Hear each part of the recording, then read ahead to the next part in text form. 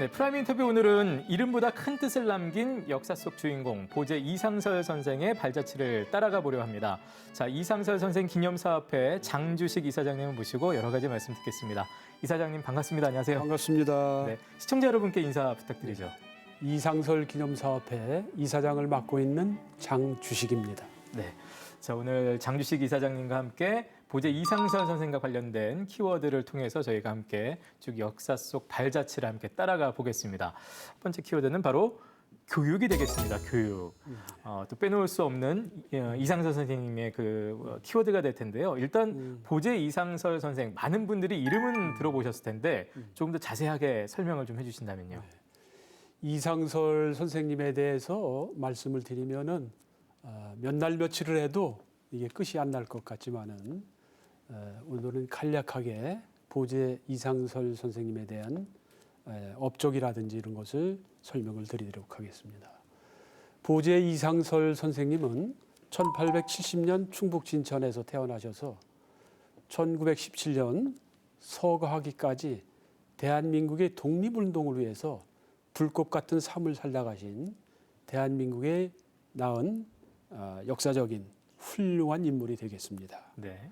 특히 대한민국 최초의 수학 교과서인 산술신서를 발간하는 등 독립운동뿐만 아니라 이 수학 분야에서도 수학의 아버지라고 일컬을 만큼 이러한 다방면에서도 훌륭한 업적을 남기신 훌륭한 대한민국의 독립운동가가 되겠습니다. 아니 20대 성균관 관장이 되셨어요? 그렇습니다. 27세에 성균관 교수 겸 또 성균관 관장을 지내시는 분입니다. 성균관에서 특히 이제 수학과 관련된 또 교과서도 편찬하고 네. 교육도 또 하고 시키고 그랬습니다. 네. 아니 지금 어떤 분들은 요즘도 어쩌다가 20대 무슨 교수도 있다고는 하던데라고 하면서 혹시 20대 성균관 관장을 지금으로 치면은 어떤 정도로 저희가 생각을 해야 될까요? 지금으로 치면은 성균관은 이제 국립학교죠. 예. 그거로 봤을 때 서울대학교 총장 정도는 되지 않을까. 그러니까 그냥 뭐 20대 교수 이런 네. 수준이 아니라. 네. 네, 이번에는 프라임 인터뷰 출연자들의 애장품을 함께 만나보는 시간인데요. 오늘은 뭐 애장품이라기보다는 이상설 선생이 어떻게 보면 굉장히 귀한 물건을 가지고 나오셨습니다. 굉장히 오래돼 보이는 책이 지금 옆에 있습니다. 네. 이것이 바로 대한민국 최초의 수학 교과서인 산술신서입니다. 아까 우리가 그렇게 얘기를 나눴던 네. 산술신서가 지금 제 눈앞에 있는 겁니까? 네, 그렇습니다. 와, 아니 굉장히 오래돼 보이기도 하고, 근데 아까 저희가 말씀을 나눈 그 내용으로 봤을 때는 산술신서는 뭐 거의 보물 내지는 국보 뭐 이런 거 다 지정이 돼야 될 것 같은데 저희가 이렇게 눈앞에서 만나볼 수가 있는 걸까요? 예, 그렇습니다. 그래서 이것은 이제 이상설 선생님의 그 마지막 숨을 거두기 전에 예. 이제 유언하셨잖아요. 예. 그 나의 몸과 유품 문고는 다 불태워버리라고 그랬습니다. 그래서 많이 안 남아 있다고. 많이 이제 자료가 없습니다. 그래서 이것은 우리 국립중앙박물관에 후손들을 통해서 보관되었던 산술신서를 사실은 이게 복제된 것이거든요. 그렇죠. 그렇습니다. 오히려 그 말씀을 드리니까 좀 마음이 놓입니다. 너무 귀한 거를 혹시 이거 잘못되는 거 아닌가 해서. 이 산술신서가 네. 또 우리 이상설 선생님께서 또 서전 서숙이죠. 용종의 네. 대한민국 최초의 그 민족학교인 서전 서숙에서 이 학생들에게 가르쳤던 이게 교과서입니다. 네. 그래서 이분은 이제 대한민국 수학의 아버지라고도 일컬어지고 있습니다. 네. 안에도 좀 펴갖고 잠깐 보여주실 수 있을까요? 네.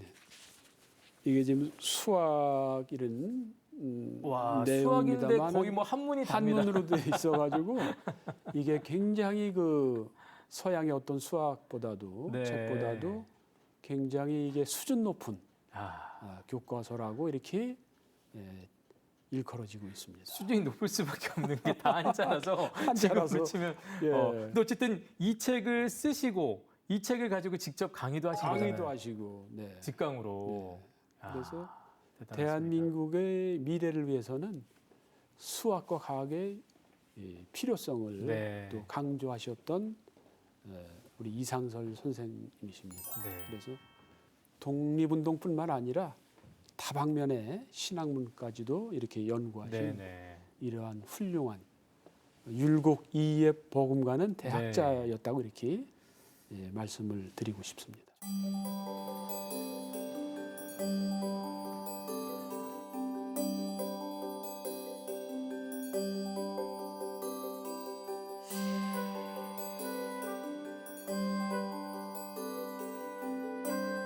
그 당시 이제 성균관은 일단은 근대 수학을 접목시키려고 하셨고 또 실제로도 그 교육과정에 수학하고 과학 과목을 거의 필수 과목으로 지정을 하셨거든요.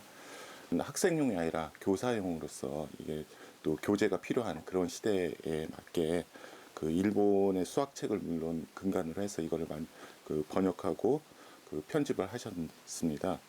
사실 뭐 이 책이 또 좋은 점이 그 서양의 수학은 이렇게 단순히 이제 계산하고 응용하는 그런 게 아니라 또 구조를 좀 보여주는 거잖아요. 그래서 이 책에서는 예를 들면 산술의 어떤 그 교환법칙, 결합법칙, 분배법칙 같은 그런 것들, 그 수의 순서 구조 이런 것까지도 보여주고 있듯이 그 서양 수학의 특징인 그 구조적인 수학의 체제를 많이 도입하고 소개하고 있습니다.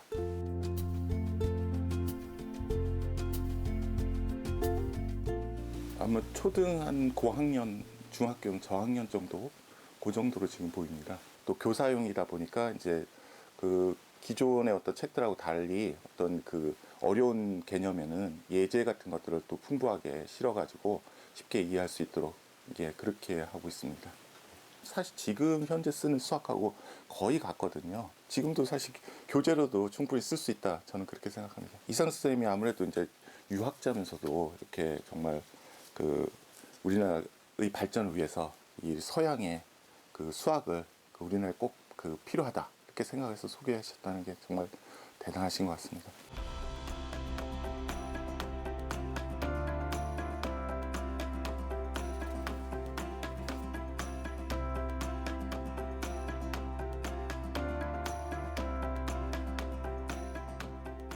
그러니까 어떻게 보면 이제 한국 근대 교육에도 참 지대한 영향을 끼쳤다라고 봐야 될 분이 보제 이상선 선생인 것 같은데 저희들이 일반적으로는 뭐 헤이그 특사 정도 외에는 그렇게 많이 알려지지 않은 것 같아요. 그 이유가 뭘까요? 우리 보제 이상설 선생님은 본인이 대한민국의 독립을 보지 못하고 나는 이제 생을 마감하니 나의 몸과 문과 유품은 모두 불살라 버리라고 이렇게 서리빨 같은 말씀을 하셨습니다. 네. 그분의 그런 그 문고라든지 모든 것이 불태워졌기 때문에 그래요. 이러한 중요한 이 행적에 대해서 헤이그 특사 외에는 별로 이렇게 많이 알려지지 않은 거로 저는 알고 있습니다. 안타까운 또 사연이 남아 있었네요. 네. 자, 저희 다음 키워드는 바로 그 많은 분들이 알고 계시는 바로 그 키워드 헤이그가 되겠습니다. 헤이그 특사로 보제 이상선 선생님께서 다녀오신 거에 대해서 많은 분들이 이제 들어서 아실 텐데 그때 당시 얘기를 좀 또 해보도록 하겠습니다. 정말로 세계 앞에서 조선의 당시의 억울함을 호소하기 위해서 가셨었는데 1907년 제2회 만구 평화회의에 이제 고종의 밀지를 가지고 참석은 하셨는데 결국은 이제 회의에 실제로 참여는 하지 못하셨어요. 네.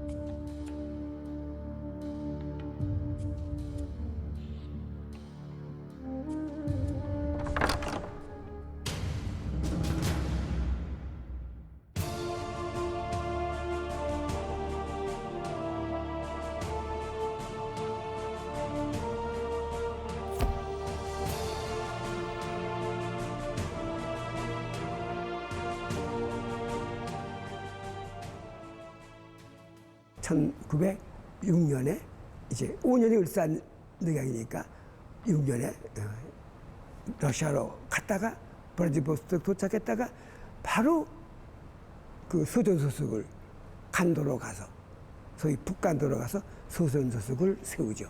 처음에는 이제 계몽운동으로 시작을 하셨잖아요. 그러다 도저히 계몽운동 가지고는 성사가 안 되는 게 저들이 무력으로 강화문의 정권을 뺏어간 거 아니에요. 저항운동이 국내 내에서 의병운동이 무력 항쟁으로 저항하다가 1909년에 도저히 저들의 학살로 드디어 의병들이 북상하는 거예요. 이게 북한도 소환도로 가죠. 우리 살터전을 찾자고 애쓸 때 가장 먼저 우리 보재 선생이 한국이 흥하는 동네라는 이름을 지어줘요. 그게 한흥동이야. 나라를 되찾기 위해서 흥하는 동네니까 한흥동이죠.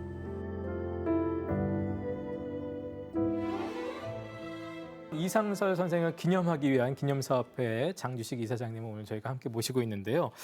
이런 또 기념사업회 차원에서 여러 가지 혹시 또 이제 그 이상설 선생을 기념하기 위한, 기억하기 위한 뭐 교육 프로그램이라든지 전시 활동 같은 거 기획들을 좀 하고 계신지 모르겠습니다.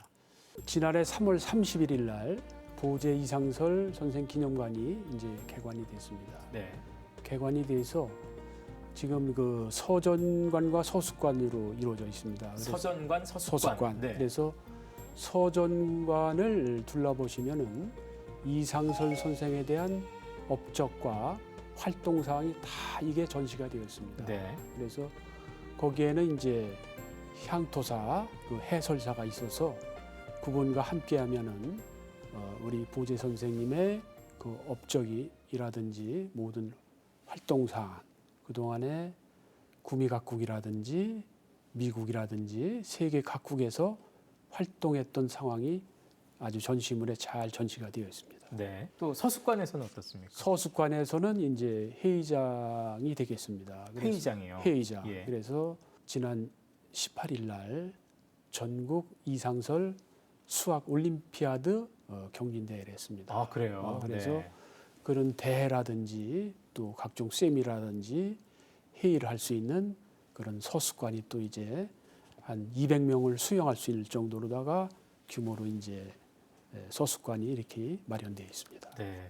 아까 뭐 근대 수학의 아버지라는 별칭을 소개를 해드렸습니다만 그에 걸맞게 정말 수학 대회도 이렇게 열리고 있군요. 그래서 올해 첫 대회이지만은 네. 그래도 전국에서 200명 학부모까지 한 300여 명이 참석을 해서 첫 수학 올림피아드지만은 대성황을 아주 이뤘습니다. 그렇군요.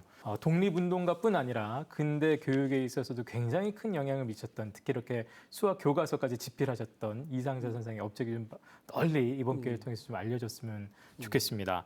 네, 프라임 인터뷰 오늘 보재 이상설 선생을 주제로 해서 저희가 함께 얘기를 나누고 있습니다. 이상설 기념사업회 장주식 이사장님과 함께하고 있는데 아무래도 역사 속 인물이다 보니까 조금 무겁게 느끼실 수도 있을 것 같아서 이번에 조금 더 가볍게 밸런스 게임을 이사장님과 한번 해보려고 합니다. 근데 어떻게 보면 밸런스 게임을 하면 우리가 더 이상설 선생에 대해서도 더 가볍게 좀 더 친근하게 알 수 있을 것 같다는 생각이 듭니다. 자, 이상설 선생과 차 한잔하면서 대화를 할 수 있다면 어떤 얘기를 듣고 싶으십니까? 조선 말기의 외교 이야기 아니면 청년 교육에 대한 철학, 둘 중에 장 이사장님은 어떤 걸 듣고 싶으신가요? 저는 조선 그 말기의 외교 이야기를 그렇죠. 선택을 하겠습니다. 저도 말기. 속으로 조금 특별히 고르신 이유는 예. 이분이 이제 1907년도 그 6월달에 이제 헤이그 만국 평화 회의에는 참석을 못했지만은 네.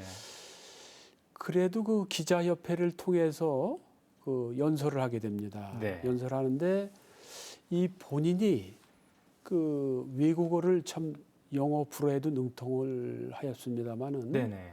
이의종 선생님을 연설하게 하였을까 하는 그런 묻지 않을 수가 없어요. 그 기자들을 상대로는 이상설 선생이 직접 말씀하지 않으시고 다른 분을 그렇게 내세우셨군요. 예, 그래서 이제 한국의 그 답답한 심정을 이제 호소를 이의종 선생이 네. 불어로다가 이제 연설하셨습니다. 네. 근데 우리 보제 이상설 선생도 불어를 잘하시거든요. 네네. 근데 왜 본인이 정사인 이상설 선생님이 하셔야 되는데도 불구하고 부사인 이유정 선생님을 연설을 하게 했을까? 네네. 그래서 저희 가만히 곰곰이 생각을 해보니까 예.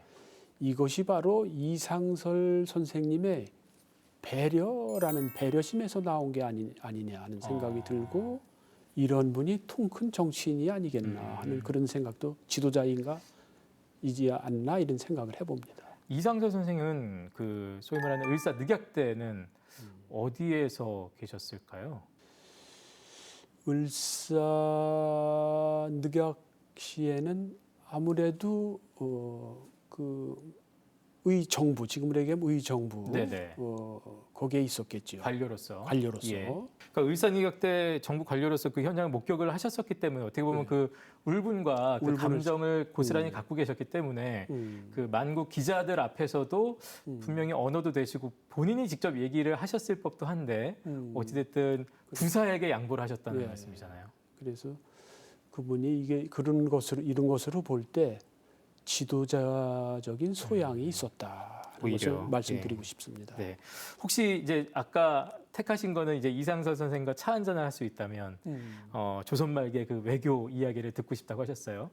만약에 지금 얘기를 막 대화를 나눕니다. 그때 이사장님께서 선생께 하나 질문을 할 수 있다면 어떤 거 물어보고 싶으세요? 조금 전에 그겁니까? 왜 양보를 하셨는지? 그 어려움 속에서도 보재 선생님 왜 좌절을 안 하셨습니까? 보통 웬만한 분 같으면은 좌절을 하고 말 텐데 무슨 그런 어려움 속에서도 좌절하지 않았다는 그런 거를 볼 때 한번 그런 좌절을 하지 않은 이유를 한번 묻고 싶습니다. 좌절하지 않았다는 거는 회의에는 참석하지 못했지만 기자들에게까지 가서 결국은 그런 부당함을 억울함을 좀 알리셨다는 그걸 말씀하시는 거죠. 예. 자, 이제 계속해서 세 번째 키워드로 좀 넘어가 볼 텐데요. 세 번째 키워드는 이런 키워드가 나왔습니다. 안중근이라는 키워드가 나왔습니다. 자, 안중근 의사는 사실 이상설 선생을 세계의 흐름을 꿰뚫고 또 동양 정세를 꿰뚫어 본 사람이라고 굉장히 극찬을 하면서 존경했던 것으로 알려져 있습니다. 두 분, 안중근 의사와 이상설 선생 두 분의 인연은 어떻게 되는 걸까요? 안중근 의사와는 이제 하얼빈에서도 자주 이렇게 부재 선생님과 접촉을 하였다고 합니다. 네. 그래서 그 안중근 의사께서도 동양 평화론을 이제 주장을 하셨지만은 네. 그 전에 이미 보재 선생님과도 동양 평화주의에 대해서 네. 많은 그 대화를 오갔다는 그런 말씀을 하시는 게 지금 전해오고 있습니다. 네. 그리고 안중근 이사께서는 대세에 밝고 또 모든 분야에서 외국어라든지 학문도 넓고 세계를 바라볼 수 있는 그러한 큰 인물이 이상설이다. 네. 이렇게 극찬을 하셨습니다. 네. 그래서 이런 두 분의 인연이 동양 평화주의를 넘어서 이것이 이제 넓게 보면은 세계 평화의 길로 가지 않느냐 네. 하는 것을 내면을 엿볼 수가 있습니다. 네. 안중근의 그 의거를 주도한 인물로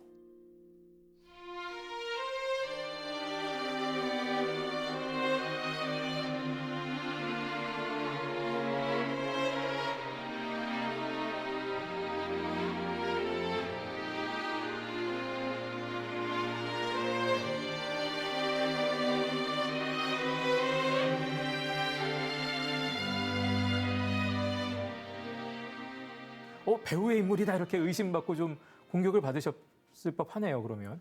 그래 이 최재형 선생도 유명하신 분이고 네네. 또 이제 유인석 13도의군 장군도 유명하시지만은 네. 이러한 분 못지않게 이상설 선생님도 마땅히 존경받아야 된다 하는 이런 표현을 하고 있습니다. 배우에서 그 의거를 배우에서. 실제로 영향을 준 사람으로 사람은 여겨졌었던 분이 이제 이상설 선생. 설이다. 아, 그러시군요. 네, 생각보다 정말 많은 활동을 하셨고 다방면에서 당시 역사 속에 이름을 남기신 분이 이상설 선생이신 것 같습니다. 아까 동양 평화주의도 안중근 의사와 함께 그런 것들을 고민하셨다고 했는데 이 동양 평화주의가 이 시점에서 다시 한번 이제 대한민국의 정체성이라든지 여러 가지 생각했을 때는 어떤 의미를 좀 가질 수 있다고 보십니까?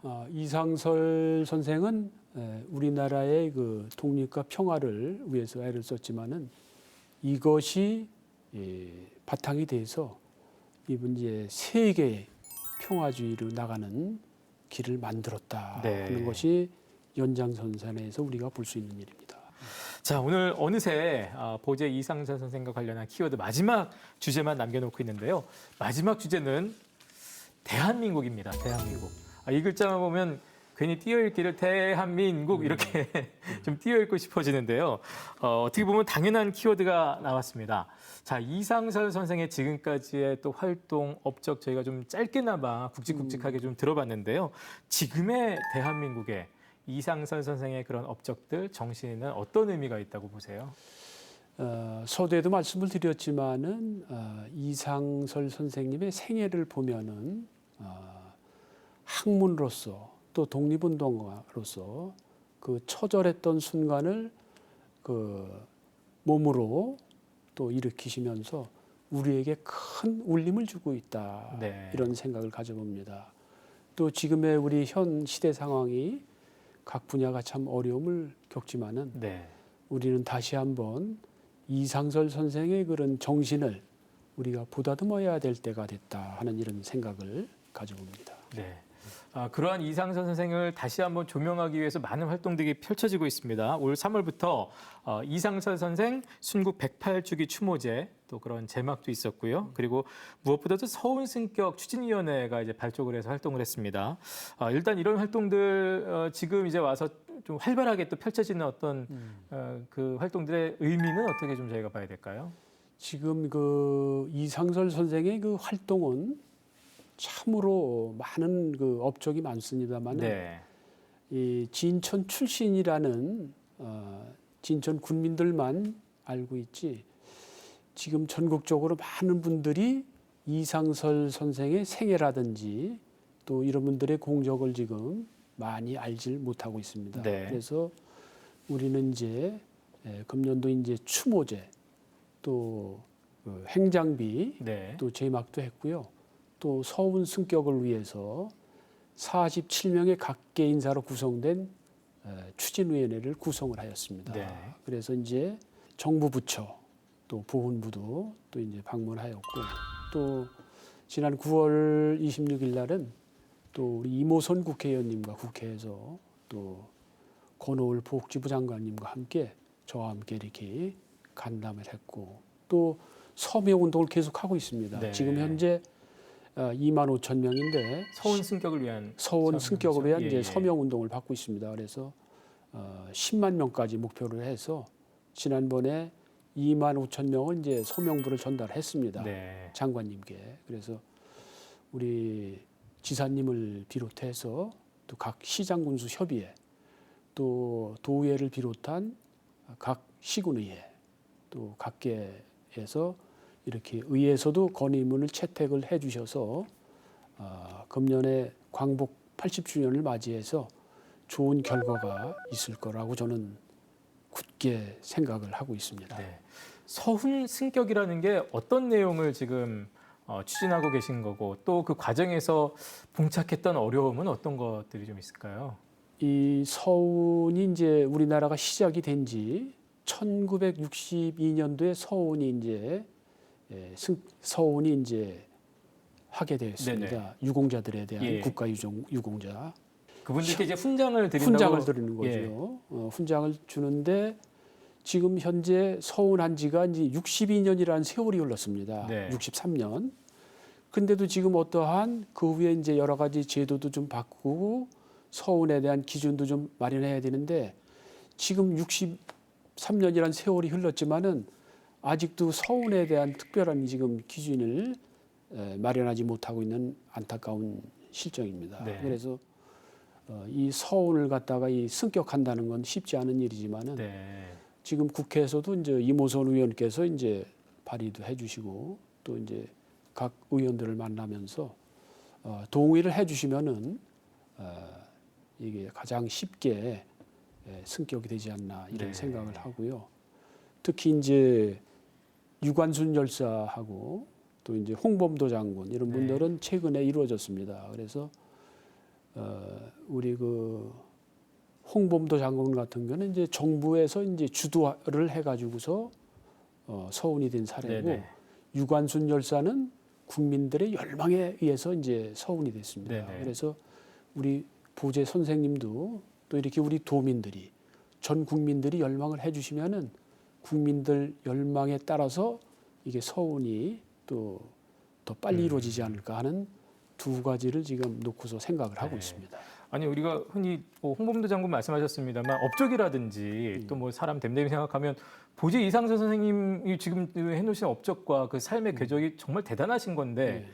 그럼에도 불구하고 왜 아직까지 일단 그렇게 서운 성격이 안 되고 있는 가장 큰 이유는 뭐라고 보세요? 우리 그 이상설 선생에 대한 문고라든가 자료가 다 불태워졌습니다. 돌아가시면 어떻게 돼? 공개되면 밀정한테 가요. 그러니까 이거 싸고 그냥 가는 거예요. 내가 하늘로 올라간다. 왜? 남이 해를 받으면 안 돼. 나 때문에. 여기 동지들이 내가 보관한 이걸 혹 빼나가서 잘못될 수 있어요. 그래서 내가 안고 내가 책임지고 간다. 이 일을 너희들이 해달라. 참으로 많은 그 업적은 있습니다만은 이런 홍보 자료 미비로 인해서 이렇게 여태까지도 서운이 승격되지 네. 못하는 안타까운 실정에 처해 있습니다. 정말 애석한 일이네요. 네. 그게 어떻게 보면 지금 서울승격 추진위원회 활동하시는데도 어떻게 보면 가장 큰 난관 어려움일 수가 있겠습니다. 그게 지금 걸림돌입니다. 예. 그래서 이렇게 이제 서명 운동도 하고 또 홍보도 하고 이렇게 네. 하면서 지금 지속적으로 서명을 받기 위해 서울을 승격되기 위한 서명 운동을 지금 지속적으로 하고 있습니다. 네. 저희가 오늘 잠깐 들어본 이상선 선생의 그 다양한 또 분야에서의 관심과 업적 그런 것들이 있습니다. 그런 것들을 이제 저희가 좀 널리 알리기 위해서 뭐 제도적으로나 사회적으로 좀 지원이 있어야 된다면 어떤 것들이 좀 필요하다고 보세요? 그래서 이거는 이제 지방자치단체에서의 차원이 아닌 정부 차원에서도 새로운 콘텐츠를 개발해야 된다 하는 네. 생각을 가져도 봅니다. 그래서 어떤 아이들이나 어른들도 요새는 이제 재미가 있어야 됩니다. 네네. 그래서 이 시대에 맞는 새로운 정보와 또 이제 콘텐츠를 통해서 국민들로 하여금 우리 이제 이상설에 대한 그런 높은 평가를 받을 수 있도록 정부 차원에서도 다각적인 이 연구와 노력이 필요할 때라고 저는 생각을 합니다. 네. 정말 사진 한 장만 남아있는 보재 이상선 선생의 그 뒤에 정말 어마어마하게 크게 남겨져 있는 그런 업적과 생애를 꼭 조명하고 이 시대에서 다시 좀 찾을 수 있게 되기를 바라겠습니다. 그 이름이 단순히 그냥 역사 속의 인물이었다 정도가 아니라 지금 현재도 교훈을 줄 수 있는 인물로서 좀 교육적인 접근, 메시지를 줄 수 있다면 어떤 걸 얘기할 수 있을까요?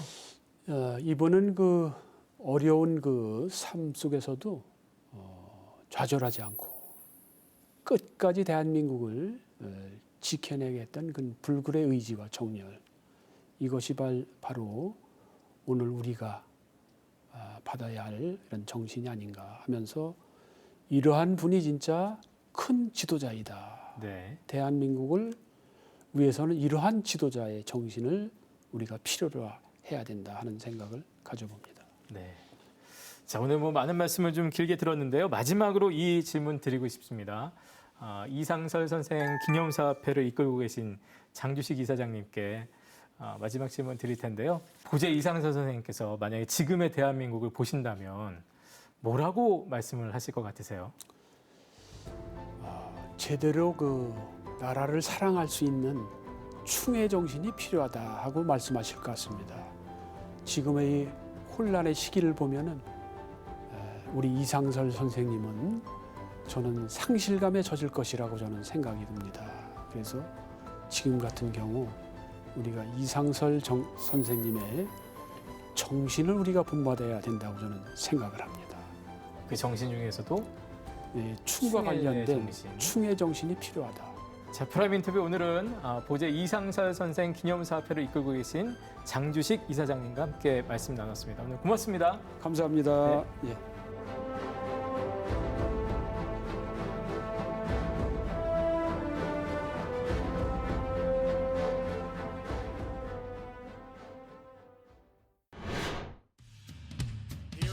수출 증가율이 전국 1위. 지역 총생산성 증가율이 전국 1위. 전국 최저 실업률. 전국 최고 고용률. 7개의 별이 떴다. 충북 칠성이라고 부르고 있거든요. But master, you're in luck because up your sleeves you got a brand of magic never fails. You got some power in your corner now, heavy ammunition in your camp. You got some punch pizzazz, and how all you gotta do is rub that lamp, and then I'll say.